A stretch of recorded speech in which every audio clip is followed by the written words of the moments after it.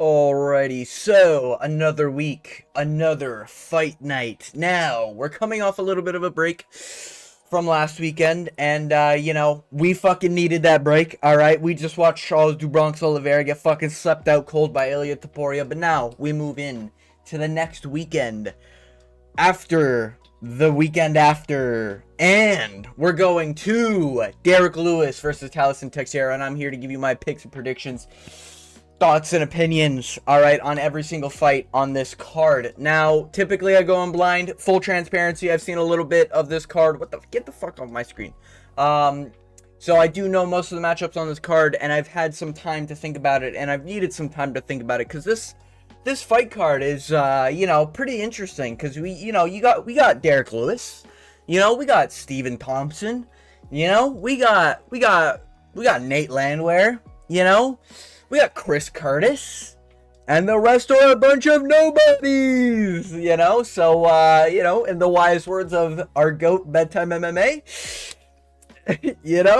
no, there's some good names here.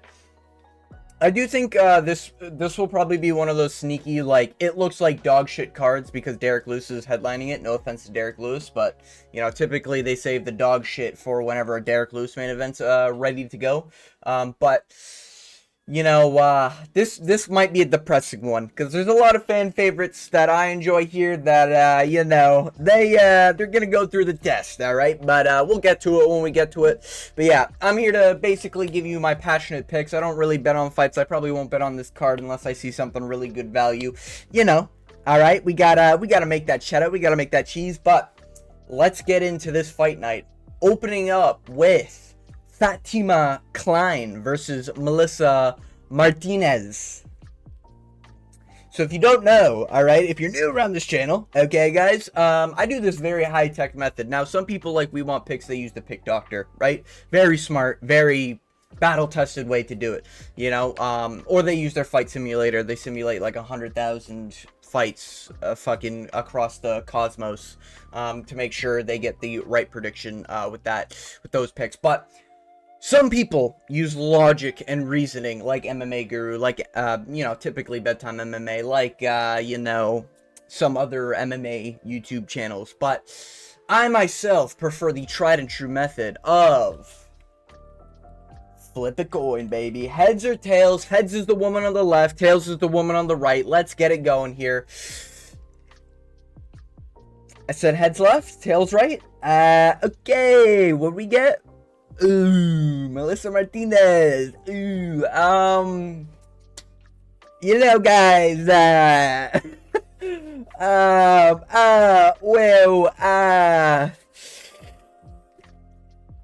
we're gonna go against the coin on this one. I'm not gonna lie, boys. I don't give a fuck about these picks, but I'm pretty sure she's the heavy favorite in this. God damn. Sheesh. All right. We're moving on. Mike Davis versus Mitch Ramirez.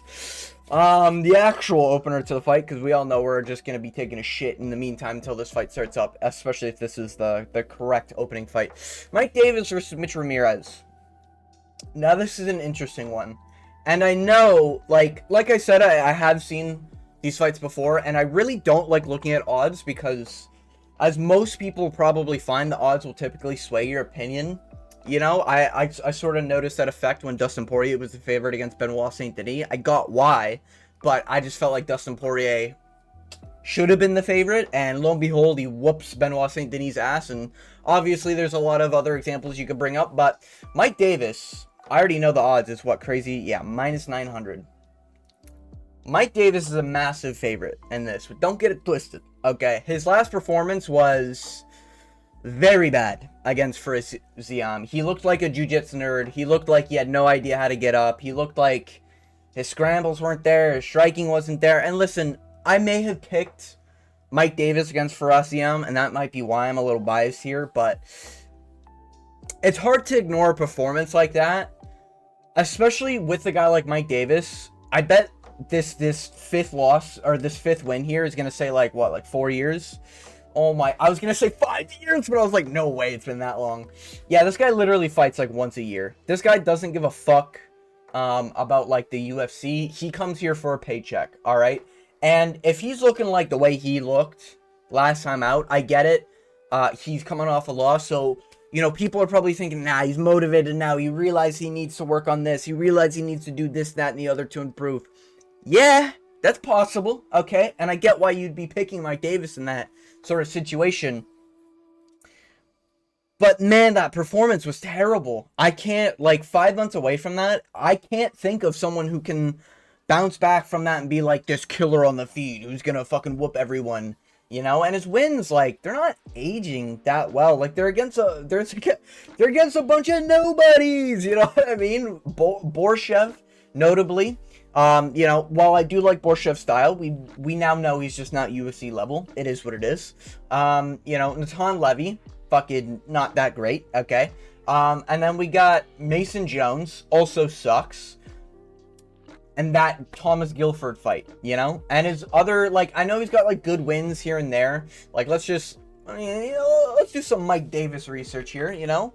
Mike Davis, you know? UFC, baby. Oh, he was supposed to fight Drew Dober. That's interesting. Now, that's a fight I would have been interested in. But instead, we got fucking this, you know? He's got, god damn, man. He lost to Gilbert Burns. That was his last loss. That was a lightweight Gilbert Burns. That's how long ago we're looking at here, you know? And yikes, man. These, like, wins and losses from Davis are just, they've just not aged well at all. And his style, I think he is coming from, like, he's learned from, like, old vets, in my opinion. Like, the way he looks. It looks like he's not really good at much other than a little bit of his jiu-jitsu game. You know, the power doesn't really seem to be there. He did well against Natan Levy, but that's Natan Levy. You know what I mean? And I say that to say this, because I don't want to break down this fight for 20 minutes. I'm picking Mitch Ramirez. Listen, Mike Davis has lost to Gilbert Burns at lightweight, which is an interesting loss, you know. And then you have Farasiam. I don't think Farasiam is like this next level killer, you know. I think he is like sort of Ignacio Bahamondes step below tier, where it's like, yeah, he might get top 15. He's not getting past that point, you know. I don't see him top 10. I don't see him top 5. Maybe he can shatter my expectations, but you know, Farasiam's also had like a pretty inconsistent career himself, you know. So I don't like that. Is Mike Davis going to come out like a world killer? I just don't see it. And I don't think he's going to masterclass a guy like Mitch Ramirez. Mitch Ramirez is coming down from welterweight. Welterweight's a big fucking division. Or sorry, he looked big in welterweight is kind of what I meant there. His wins are against bums. It's not really far off what this guy's wins are against. You know, you could make the argument Borshev's a better striker than Mitch Ramirez has ever fought. Sure, but you know, his loss to Carlos Prates, he was a victim in that fight, fair play, but he did, like, that's Carlos Prates. Carlos Prates, you know, he almost finished Ian Gary, guys. I did pick Ian Gary, by the way, unfortunately, okay? So I got that pick right, and I knew exactly how that fight was going to go. But, like, Carlos Prates is really good when you play a Carlos Prates game. Mike Davis doesn't have that effect. It's not a play a Mike Davis game. It's Mike Davis is either on or off. And I just think 32 years old, he's quite clearly coming back for a paycheck. He's not taking this division that fucking seriously. He's not taking his career that fucking seriously. Okay, I don't think he's one of these guys who's like, damn, I'm coming off a loss, man. I need to go back to the gym and fucking head down, work my ass off. I think Rich Ramirez is going to smoke this guy ground and pound. Mike Davis, he can come out and look good. He's had great performances. But I can't trust it anymore based off of his Farasiam performance. You get what I mean? You know? So I'm going to go with Mitch Ramirez here. He is tough. He is big. And overall, I think the way this fight's going to play out is that round 1 is going to look pretty close, pretty competitive. But you're going to see Mike Davis end up on the ground via shooting his own takedown, pulling a guillotine, doing something stupid, right? Maybe he gets the guillotine off, you know? His jiu-jitsu actually isn't that bad. But I do think he's going to do something stupid, end up on bottom, and we're going to see, like, the final minute and a half where it's like, damn, Mitch Ramirez is just on top of this dude, laying ground and pound, and Mike Davis has no urgency to get back up. Round 2 is going to start, and we're going to see a similar situation where Mike Davis is, you know, he's looking not too bad, he's looking quite competitive on the feet, but he's going to get a little antsy, he's going to get a little like, okay, I need to finish this, he's going to pull a ghillie, he's going to go for a trip, he's going to go for a really shitty takedown, and then Mitch Ramirez is just going to fucking push this guy to the ground, and he's going to fucking lay ground and pound. You know, and I don't remember if this Thiago Moises fight is actually, I need to look this up. Ramirez, my spelling's not great, okay, I don't remember if this fight was, not Topology, Sheer Dogs, I don't remember if it was lightweight, or if it was, it's not gonna tell me here, is it? Fuck.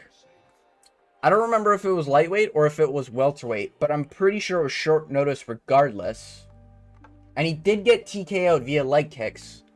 I'm not going to sit here and, regardless, whatever the case may be, regardless of whatever happened with this Thiago Santos fight, whatever weight class it was, Thiago Santos isn't that good. He is, like, good, but some nights he's bad, and he gets smoked by Jared Gordon, you know, but he did light up Jared Gordon before getting KO'd, you know what I mean? But I do think this is going to be like a Billy Goff, I want to say it was Billy Goff versus, fuck, what was that guy? He showed up short notice, he was supposed to have a different opponent, fuck, he's been around forever, I can't remember his name, but recently, there was a guy who was a heavy favorite because it was a short notice matchup and everything, and everyone's like, oh, Billy Goff just needs to stuff the takedowns, and he's gonna fucking, he's got that dog in him, you know? And I think there's a little bit of a flipped roles, but I don't think Mike Davis is gonna have that sort of get your back, get to the submission, sort of non-stop wrestling pace that other dude was pushing on Billy Goff. And I think this is gonna look like a Mitch Ramirez's, you know, holy shit, this guy's a massive underdog, and whoops Mike Davis. You know, I just think the Mike Davis era is over. I think he's a dated fighter, and his style's pretty dated. And yeah, he can whoop some bums.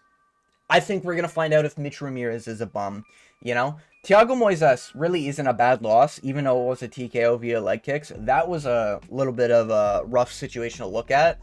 And it's hard to really be like, oh, just be tougher, you know? But he's coming off a decent layoff.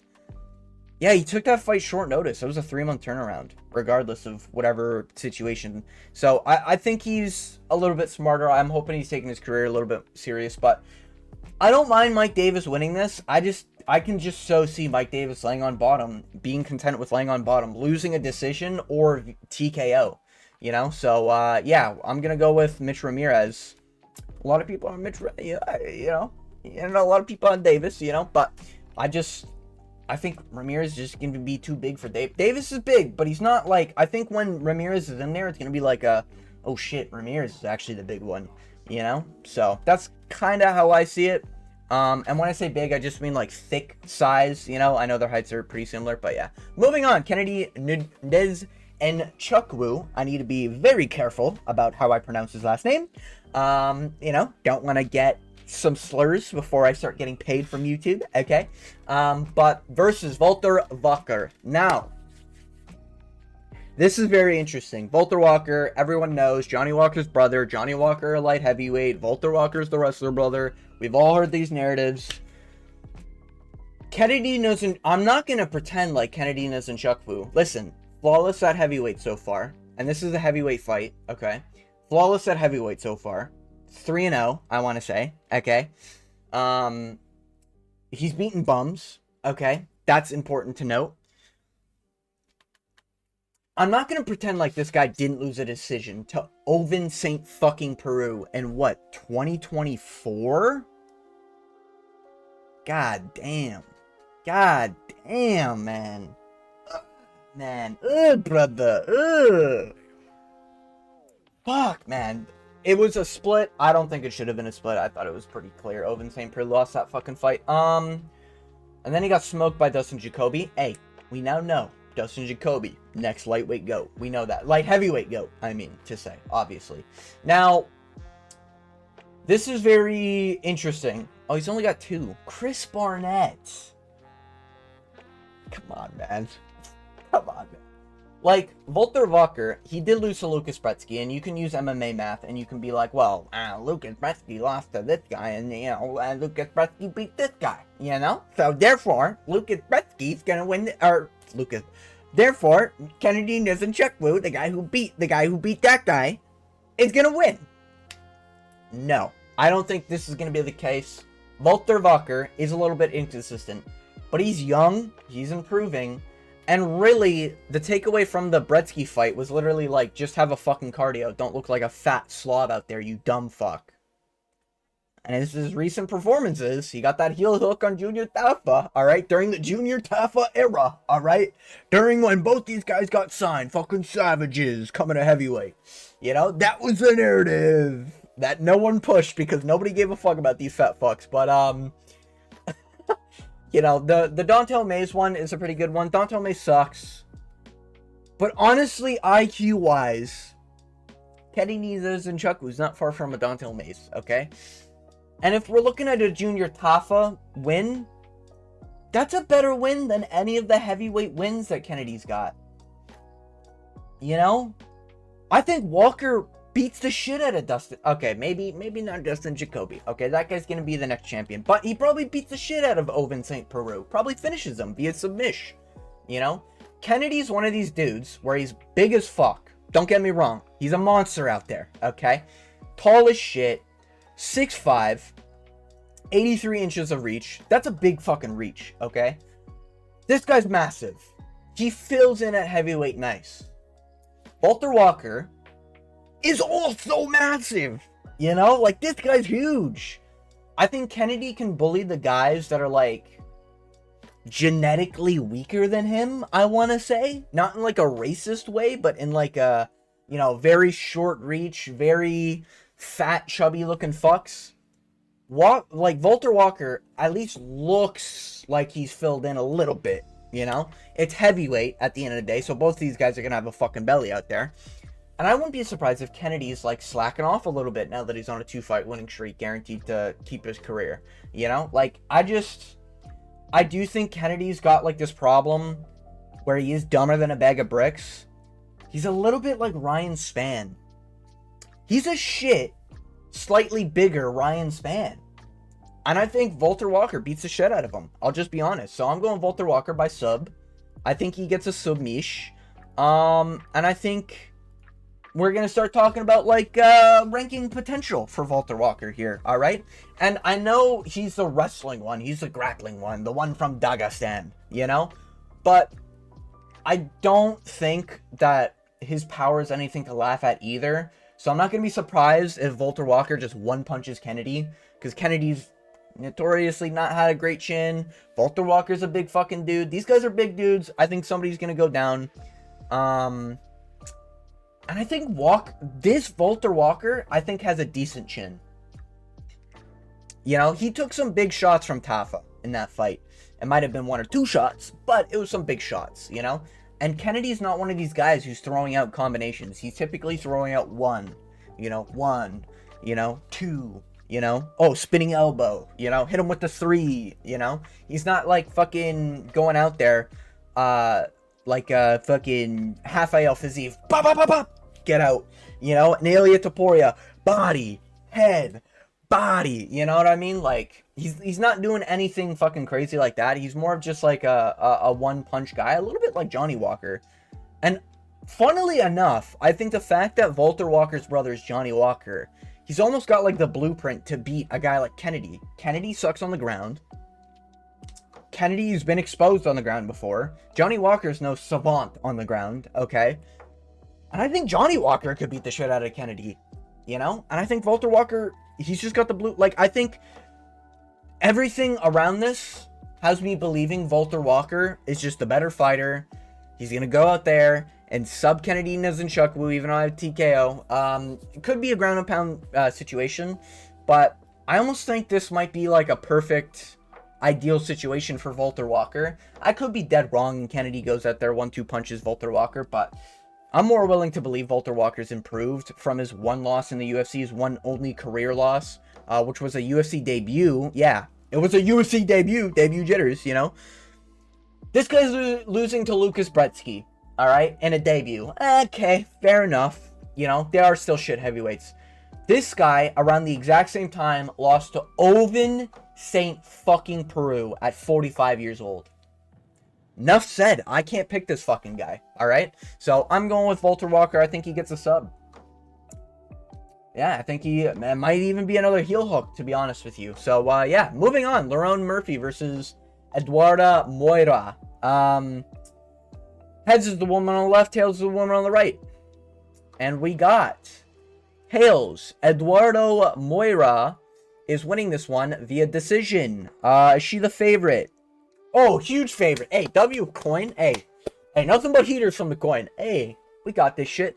Lerone Murphy could get it done. I mean, she is a vet, guys. She's a fucking veteran. All right.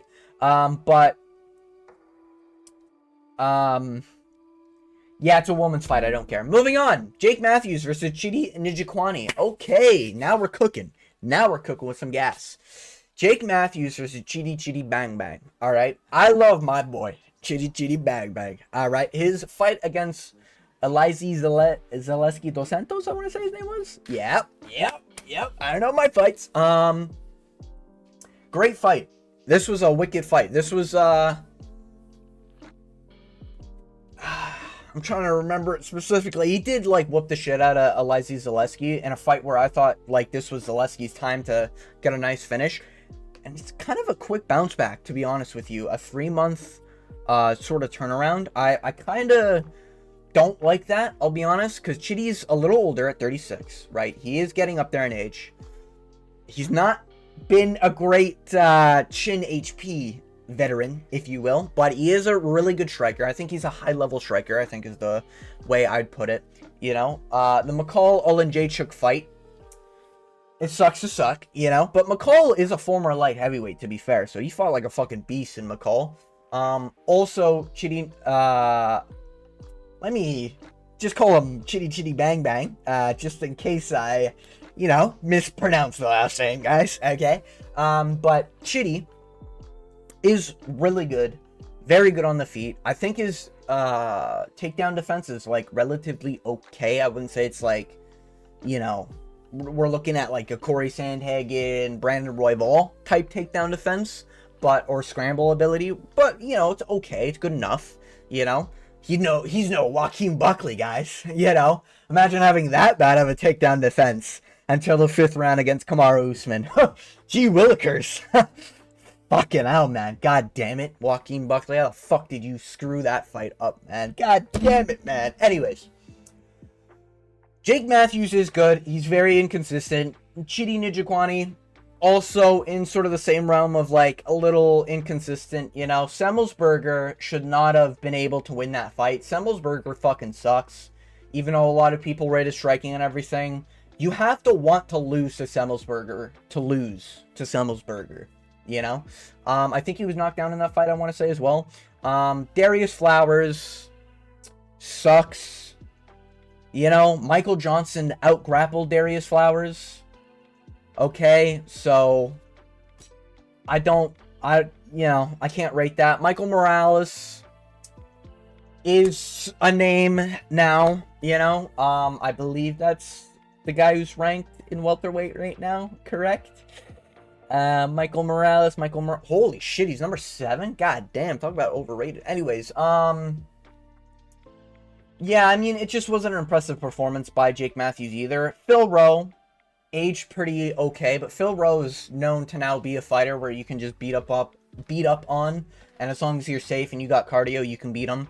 And Francisco Prado, bro, Prado's like a fucking featherweight. You know, and that was at welterweight, I'm pretty sure. You know, like, Prado, I'm pretty sure, at lightweight, with his performance before this Jake Matthews one, he looked like he was still a little chubby. I'm pretty sure he could have made featherweight. So, like, I can't rate any of Jake Matthews' recent wins. And that's kind of my problem. A lot of people are, like, I've been seeing in some of the breakdowns, you know, a lot of people are touting Jake Matthews, the next big thing.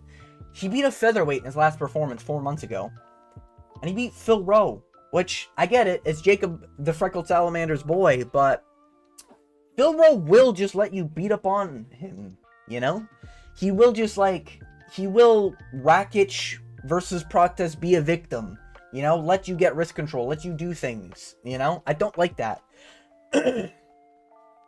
I think this is set up for Jake Matthews to win, and I think if Jake Matthews was to get, like, a really, really good, legit win, it'd be now a, not short notice, but, like, a small turnaround from, Chidi Njokuani.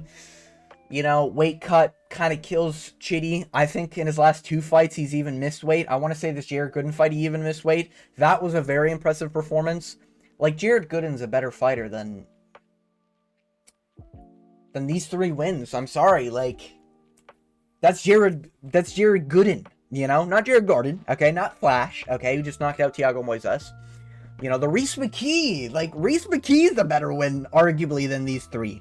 You know, recent Reese McKee, okay, guys, because that guy's a fucking killer now, you know? So, I think Chidi's gonna get this done by a vintage Chidi decision, where he just outworks him for 2 rounds, and he has one really bad round where he gets wobbled, he gets dropped, he gets rocked, and I think it'll probably happen early on.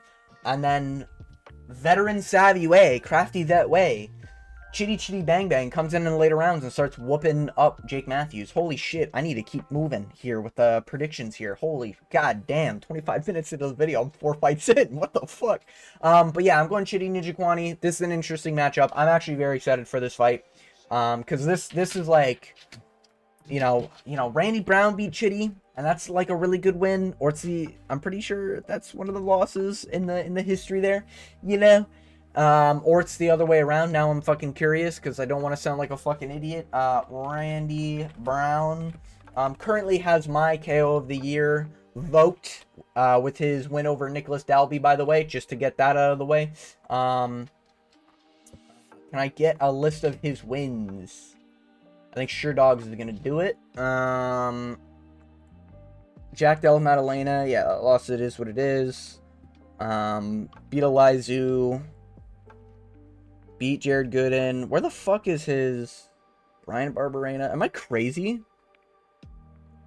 I swear Randy Brown and Chidi Njokuani fought. Callan Williams. Francisco, that guy. Am I tripping? God damn. I guess they never fought. Alright, well, my mistake there.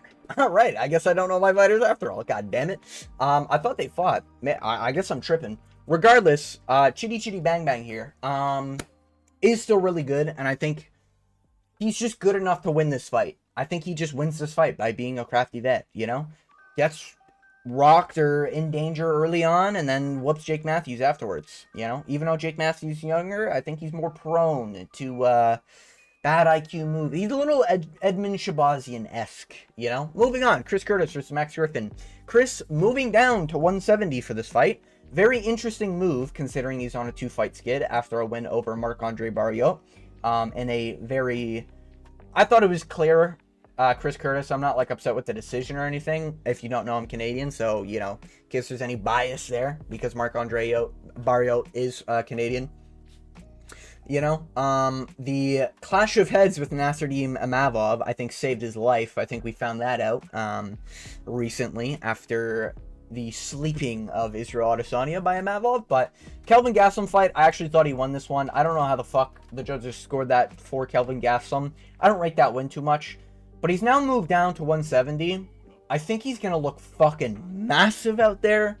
I think he's trying to treat his career a little bit more seriously. He doesn't really want that Marc-Andre Barriault decision to be a staple in his career, I want to say, because, like, that, he did look like shit. That was, like, it was a little bit like a Strickland versus Jared Cannonier, in my opinion, where it's just, like, I thought he clearly won the fight, but he definitely looked like shit out there, you know? So, yeah. I think Chris Curtis is winning this one. I don't mind Max Griffin's odds here because his losses aren't that bad. Michael Morales, Michael Chiesa, not a good look, AK, especially in that recent performance.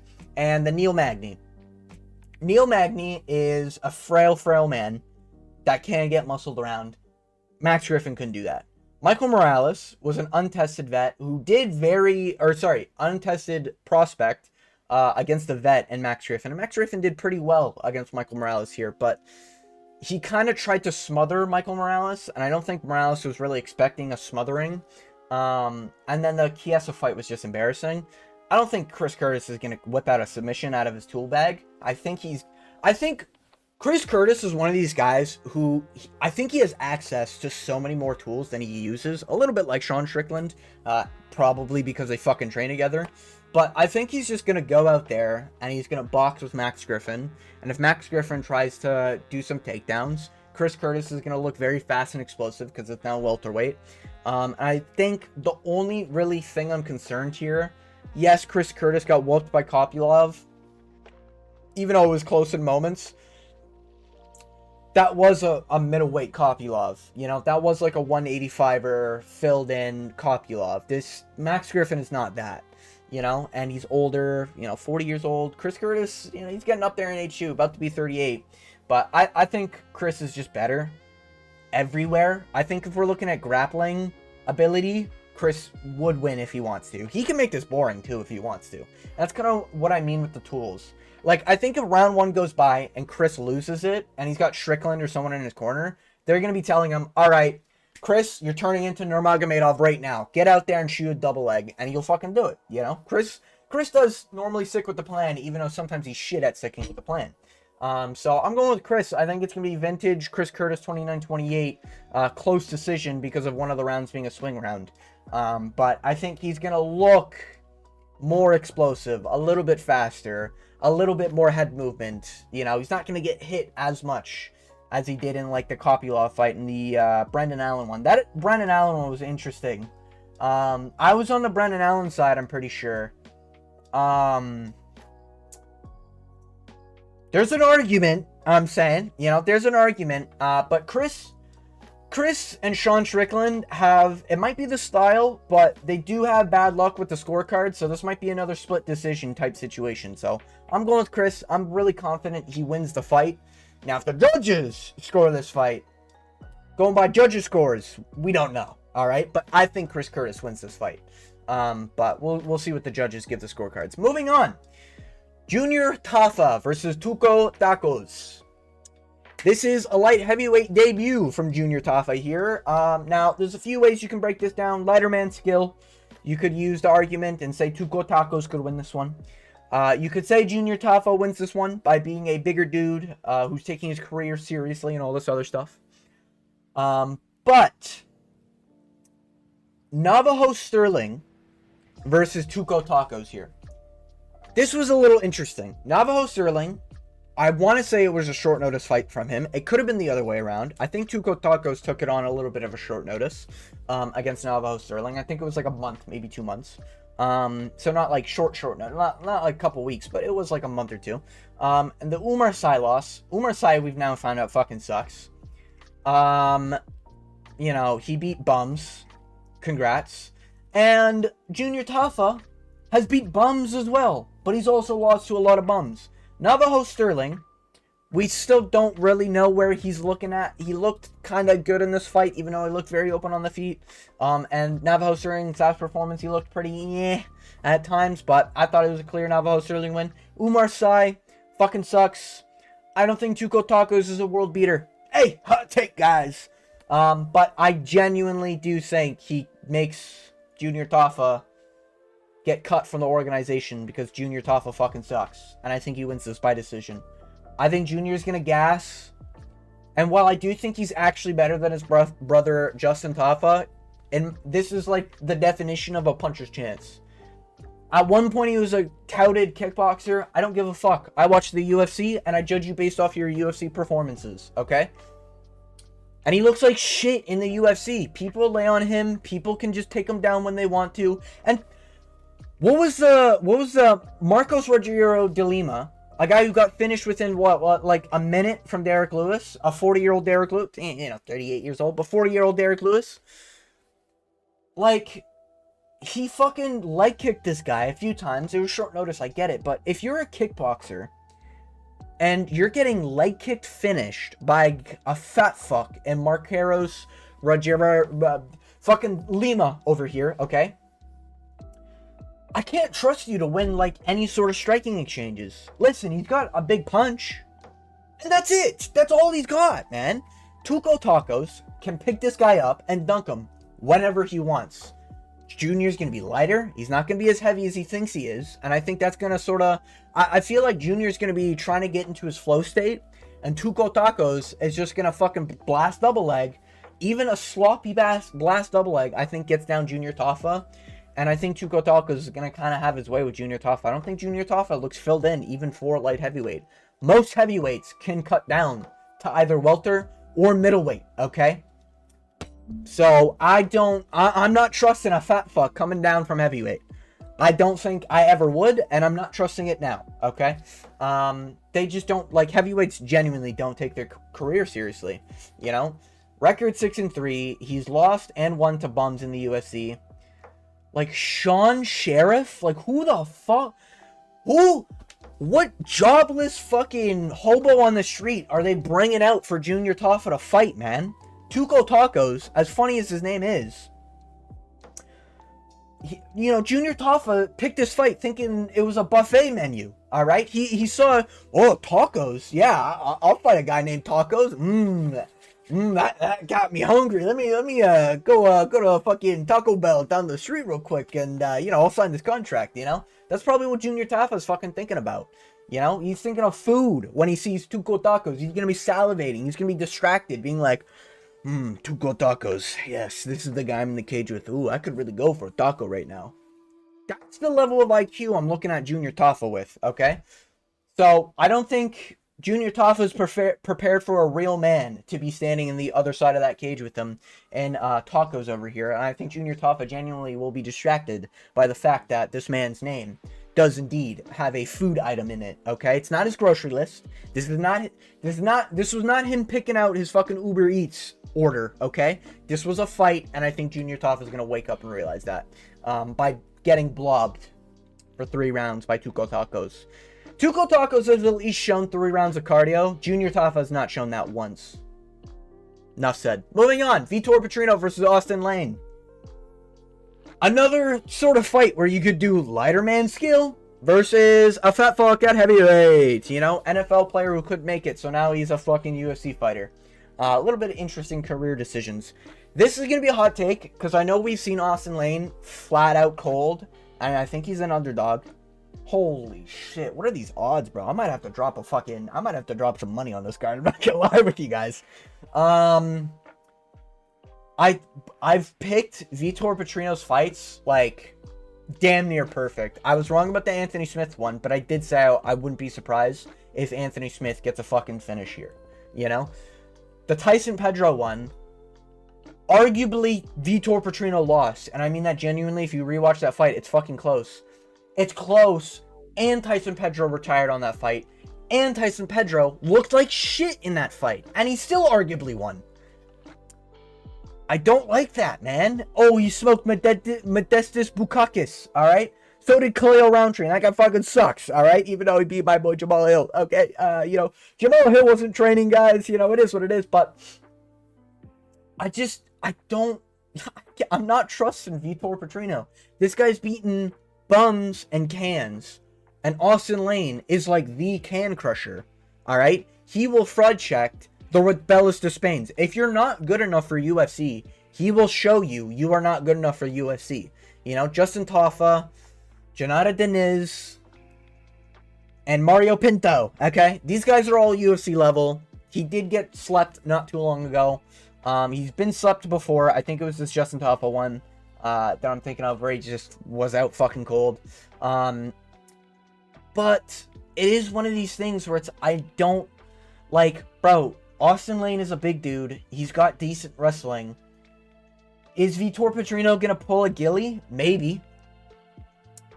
That's about his only odds I think he has of winning this. his Dustin Jacoby loss, I picked Dustin Jacoby because Vitor Petrino fucking sucks. I had money on Dustin Jacoby, and I had a lot of people. This was the first pick I ever had of like a pretty big underdog where people are like, you're fucking stupid. You don't know what the fuck you're talking about. You know? And lo and behold, Dustin Jacoby sleeps out Vitor Petrino cold. All right? So this guy's been knocked out, and he's been submitted by two. Listen, I love Dustin Jacoby, but he's not the most, he doesn't have the most heat in his fucking hands, all right? We're not going to pretend like he's got Pereira power, okay? And he slept him out cold, and Vitor Petrino was losing that fight. I thought Dustin Jacoby was up 2-1, or 2-0 going into the third, and I'm like, bro, what the fuck is Vitor Petrino doing? You know, this guy's just letting his opponent beat him, you know? So I think Vitor Petrino's a little bit of a victim, and I think if you push a pace on him, you will beat him. Enough said. And I think he gassed out in the Tyson Pedro fight near the end of the fight as well. You know, I think he's shit, man. I do. And I think Austin Lane's going to win this via probably boring decision, like heavyweight classic. One of them gasses out and the other one's just like not able to finish it. But I'm not going to be shocked. Like, Austin Lane's chinny. He could get chinned. All right? It's possible. But I think Vitor Petrino is trying to be like Kennedy Nzechukwu and move up to heavyweight and fight bums. But I don't think Vitor Petrino benefits from Kennedy being like a genetic freak. Vitor Petrino is just a sauced up little guy who's getting slept out cold at the age of 27. I can't pick him. I don't know why everyone's so heavy on him, and maybe he'll showcase levels and all this other shit. I get he looked like a killer maybe before the Tyson Pedro fight, but I have a feeling this is one of those situations where he's hopped off the cycle. He's lost the confidence. He's lost everything. And, you know, I think he's going to lose this fight. You know, so I think it's kind of over for Vitor Petrino. I think he gets cut after this fight if he does lose. I don't mind his odds of winning, I guess, but I'm just heavy on the Austin Lane side. I just don't see how Austin Lane gets out-muscled. I don't see how he gets flatlined by a light heavyweight moving up, who's not really known for having KO power. Like, I just don't see it, you know? If he's not dropping or causing danger for Dustin Jacoby, I don't think he's causing problems for Austin Lane. You know? I'd say Austin Lane's got a higher HP chin than fucking Dustin Jacoby.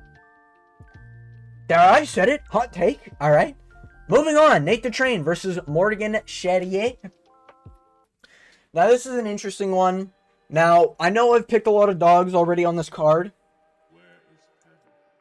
And this is where it's like the sensible underdog who's like relatively okay, right?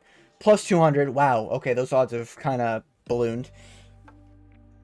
Nate the Train is really good, and I want him to win. Don't get me wrong. I'll be rooting for him the whole time he's in that cage, okay? Nate the Train, baby! Great knockout win over Jamal versus Jamal Emmers. Yeah. I wasn't going to say Pogues, all right? I was going to say Emmers. You know, he knocked out Jamal Emmers, wicked KO, flatlined him.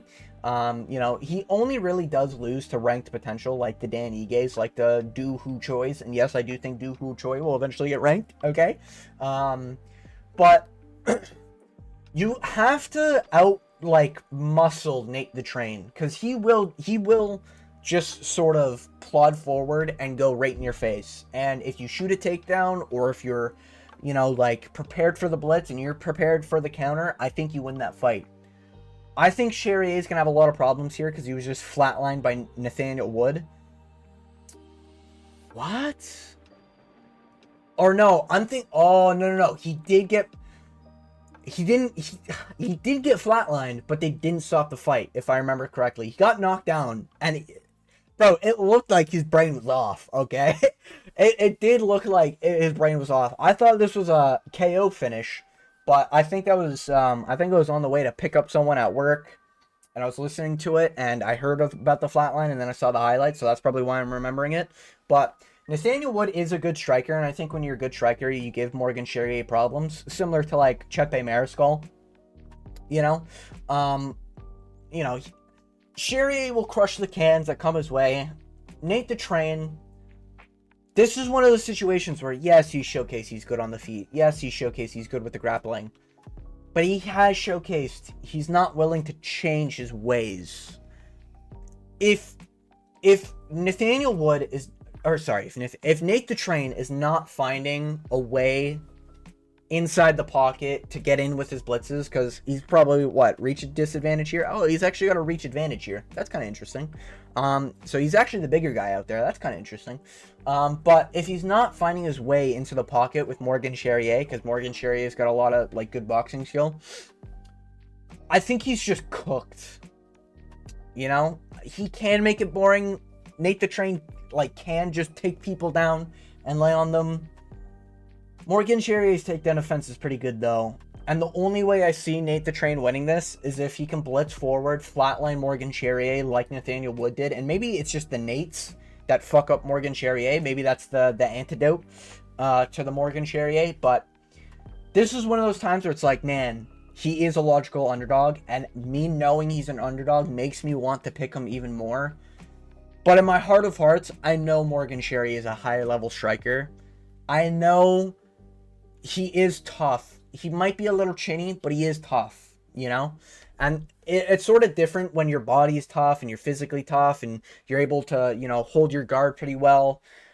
He is French, and I know a lot of the French fighters have been getting exposed for how weak they are, but I'm going with Morgan Charrier, and I'm not happy about it.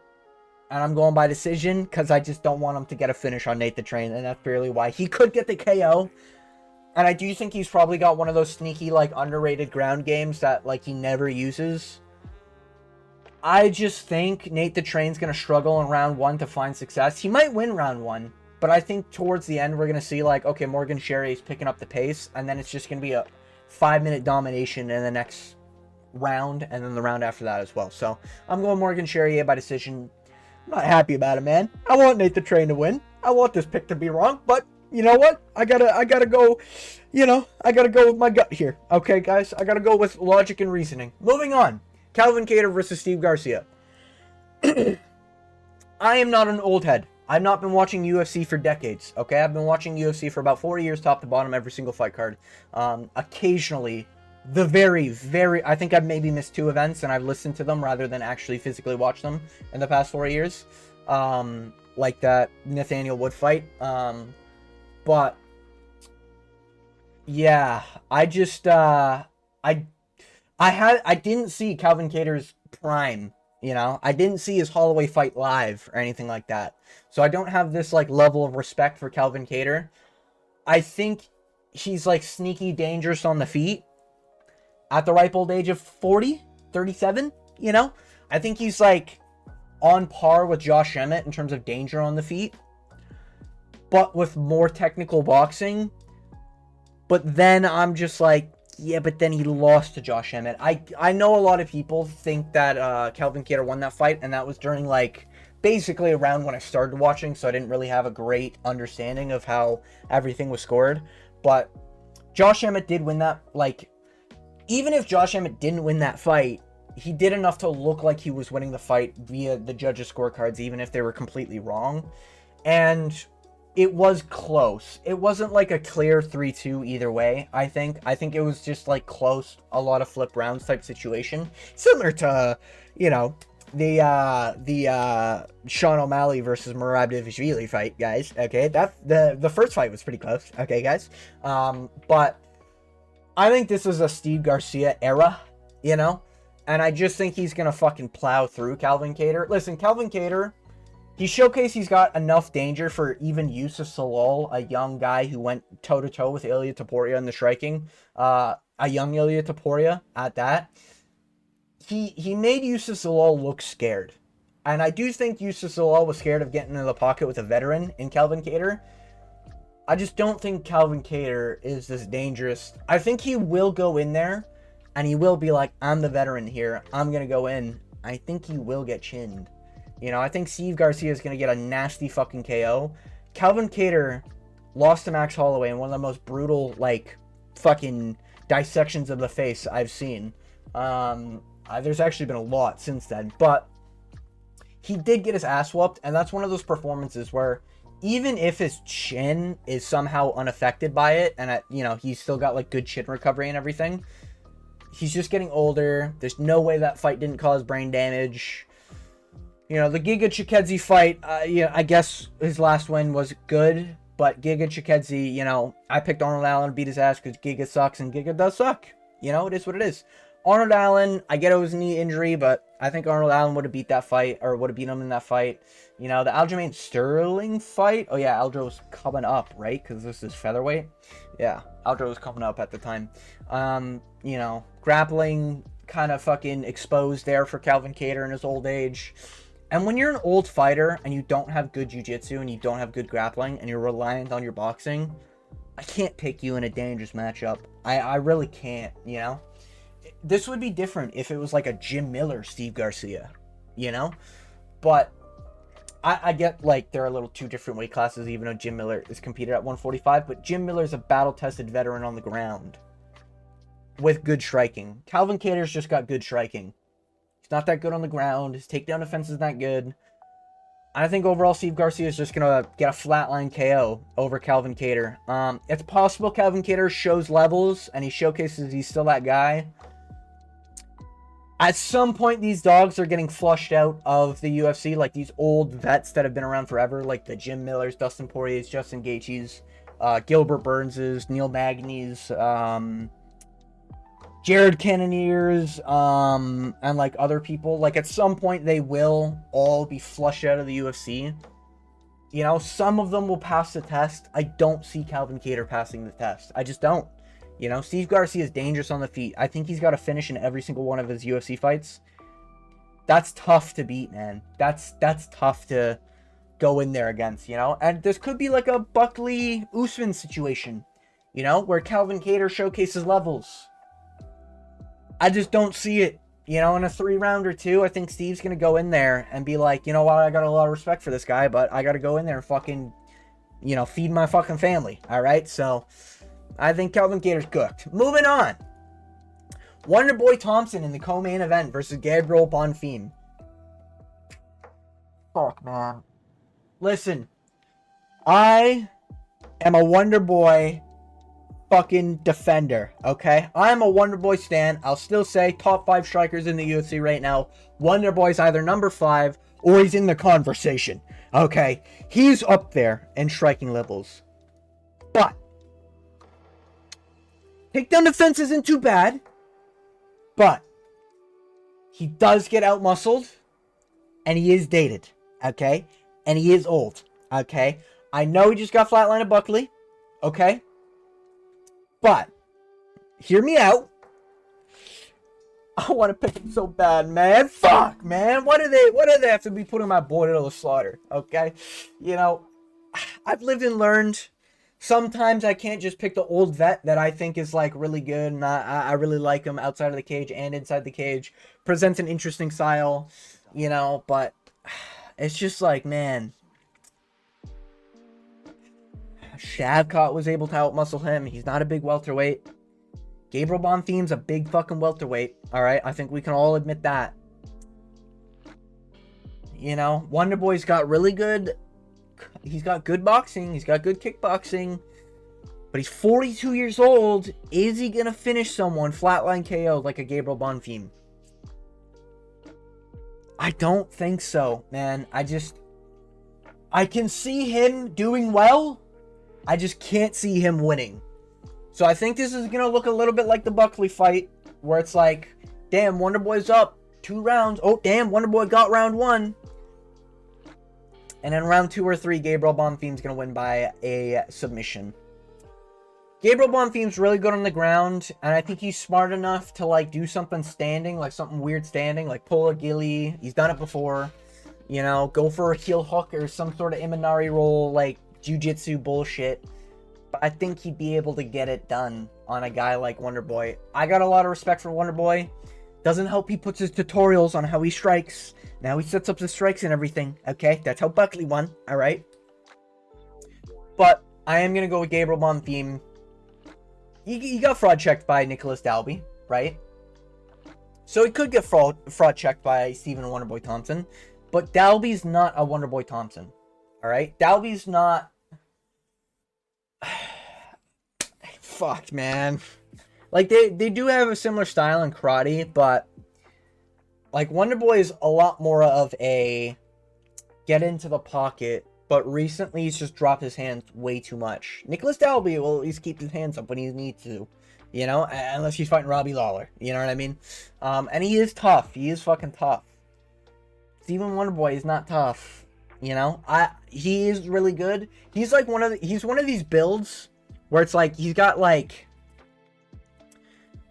all of his skill points directed into attack rather than his defense, and his defense is typically lacking, either via striking defense, you know, like when he got shinned by Pettis, or his grappling defense when he gets submitted standing by Shavkat Rakhmonov. You know, or it wasn't standing. It was like a like a neck crank, rear naked choke situation. A little bit weird situation, but Shavkat got it done regardless. And you know, Wonderboy takes a tough fights, and I think Gabriel Bonfim, this is like one of those style mismatches where it's like Bonfim, yes, he did lose to a karate style. That's more reasoning for me to believe that a prospect like Gabriel Bonfim, the good Bonfim brother, not like Ishmael, is probably going to work a little bit better at dealing with these karate strikers. And Wonderboy literally gives him a tutorial on how he strikes on fucking YouTube, you know? So, I can't trust Wonderboy to win this one. I could see it. I'm going to be rooting for Wonderboy. I hope he gets it done.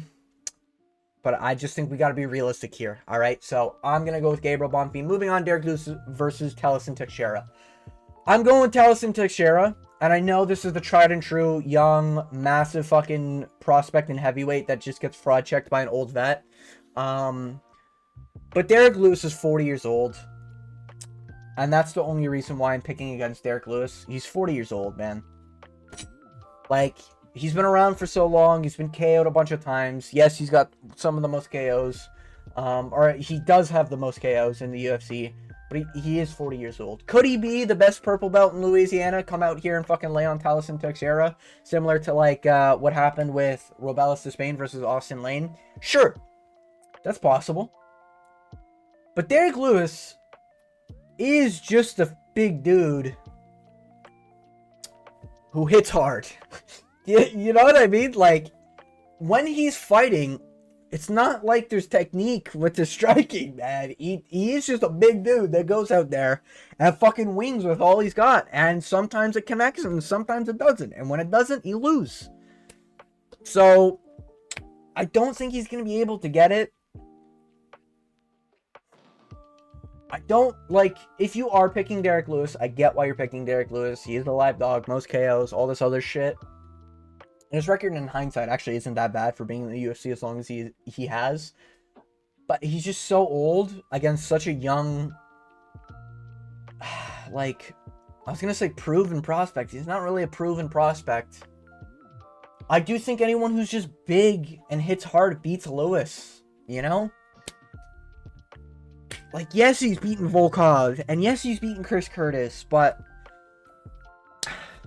I gotta stop trying to convince myself to pick him, man. I'm gonna go with Teixeira Teixeira. I'm gonna go with a KO. I'm gonna say he gets it done round 1, early round 2. You know, Derrick Lewis might just go out there, try to get some wild shit going. Can't get it going because he's too old and he's too slow, and he gets fucking smoked. And I think that's kind of how it goes. You know, I think Teixeira Teixeira's... He's young, man. So I'm a little worried. He might go in there being like, oh, I'm just better. I'm going to beat this old man up. And then he gets his ass whooped. But it's a 15-year difference. You know, at some point, I got to go with the odds here. And I hate picking my picks in these top... Bro, in the whole fuck... I hate all these picks, man.